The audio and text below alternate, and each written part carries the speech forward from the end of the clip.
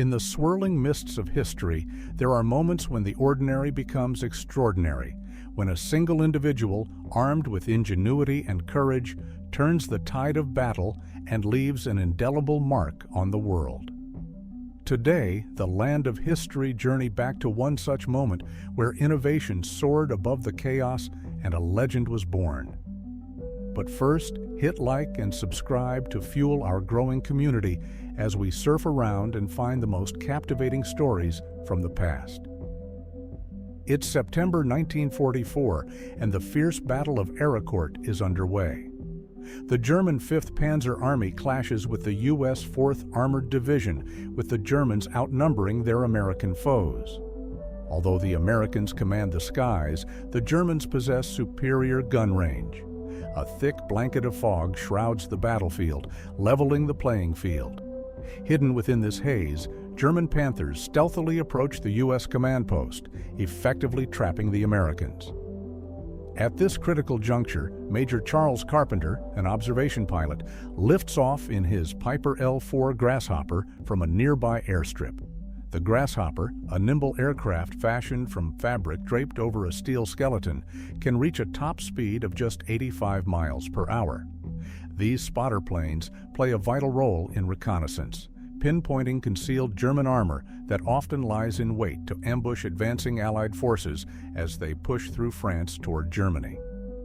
Yet on this foggy day, Carpenter's view of the ground is nearly non-existent. Around midday, the fog and low clouds finally begin to lift, revealing the battlefield below. Through the thinning veil, Carpenter catches sight of several German Panther tanks making their way toward Aricort. Without a moment's delay, he banks his slow-moving plane and plunges toward the enemy armor. What happens next would forever etch Carpenter and his Grasshopper into the annals of history. This isn't just any Piper L4, this is a Grasshopper with a bite. Armed with 6 bazookas, 3 mounted beneath each wing, this unassuming aircraft packs a formidable punch and is affectionately known as Rosie the Rocketer. In the cockpit, Carpenter has installed a custom control panel with 6 switches, each linked to a bazooka. He can fire them one by one or unleash all 6 at once if needed. Carpenter knows that the armor atop the German tanks is relatively thin, maxing out at 45 millimeters even on the heaviest models. Each bazooka can pierce up to 99 millimeters of armor, making Rosie a deadly threat to the tank crews below. Diving steeply, Carpenter flicks 2 switches on his panel. Smoke bursts from the wings as the rockets ignite, streaking toward a German Panther. The rocket slams into the turret, sending molten shrapnel ricocheting inside and bringing the tank to a grinding halt. Pulling back on the stick to climb out of the dive, Carpenter allows himself a fleeting sense of accomplishment as bullets whiz past Rosie. Normally, German troops avoid firing on spotter planes to keep their positions secret, but realizing this is no ordinary Grasshopper, they open fire with everything they have. Carpenter, however, isn't finished. He climbs again and lines up another attack. This time, the Germans are ready, and Rosie takes a few hits. Undaunted, Carpenter destroys a second Panther, leaving another smoldering wreck behind. Despite the hail of gunfire, Carpenter exhausts his rockets and returns to base. There, he quickly refuels and reloads Rosie before heading back into the fray. The Germans, now fully aware of the threat, concentrate their fire on Carpenter and his plane. He makes several more attack runs, expending all his rockets, then returns to base yet again to rearm and refuel before launching a third assault. The Grasshopper's lightweight fabric and steel design gives it remarkable lift and resilience. As long as the engine and pilot remain unharmed, the plane can survive with holes in its wings or fuselage. After disabling or destroying multiple tanks and armored vehicles, the remaining German panzers are forced to withdraw. Carpenter, satisfied with his efforts, decides his work is done for the day. In an interview with Stars and Stripes, he describes his philosophy of relentless attack. When asked about how the enemy views him, he jokes that word must be spreading to watch out for cubs armed with bazookas. Every time I appear now, they shoot at me with everything they've got. They never used to bother with cubs. Bazookas must be making them nervous.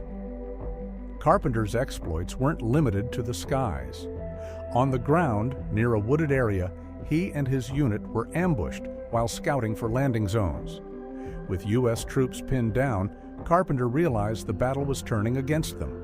Driven by adrenaline, he climbed atop a Sherman tank, seized the .50 caliber machine gun, and began firing at enemy positions, urging his fellow soldiers forward. Inspired by the wild major's shouts, the Americans rallied and forced the Germans to retreat. Perhaps a bit too zealous, Carpenter accidentally hit an American Sherman bulldozer tank, shearing off its blade and earning himself an arrest for reckless behavior.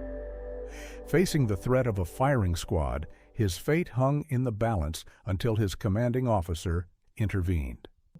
In a twist worthy of legend, General Patton himself stepped in, chastising those who had arrested Carpenter.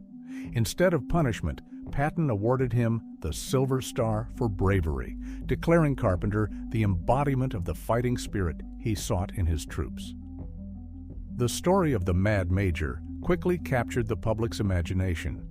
In a later interview, Carpenter remarked, "Some people here think I'm crazy, but I believe if we're going to fight a war, we should do it 60 minutes an hour, 24 hours a day." By the war's end, Carpenter had destroyed 14 tanks, officially credited with 6, including 2 Tiger Ys, and was promoted to lieutenant colonel. In 1945, Carpenter was diagnosed with Hodgkin's disease and honorably discharged, given only 2 years to live. Defying the odds, he returned to teaching high school history in Illinois and lived until 1966. Rosie, too, survived the war.